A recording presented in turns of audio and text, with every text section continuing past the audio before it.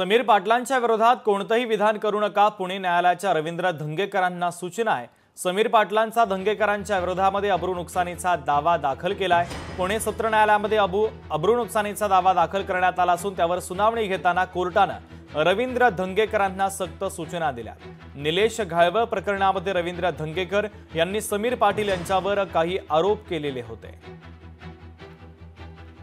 जे आरोप करत होते त्याच्या विरोधामध्ये आम्ही स्पेशल सिव्हिल कोर्ट या न्यायालयामध्ये दावा दाखल केलेला होता व या दाव्याच्या अनुषंगाने माननीय न्यायालयामध्ये 3 तारखा झालेल्या होत्या। तिन्ही तारखेच्या मध्ये इसम रवींद्र धंगेकर किंवा त्यांच्या वकिलांच्या मार्फत कोणतेही पुरावे अथवा कोणतीही माहिती देण्यात आलेली नव्हती व ती देऊ शकलेली नव्हती। आम्ही इसम रवींद्र धंगेकर याने केलेल्या वक्तव्यावरून, मानहानीच्या वक्तव्यावरून, अब्रू नुकसानीच्या वक्तव्यावरून जे काही पुरावे आम्हाला कोर्टाच्या समोर निदर्शनास आणून द्यायचे होते ते माननीय न्यायालयाच्या समोर आम्ही निदर्शनास आणून दिलेले आहे।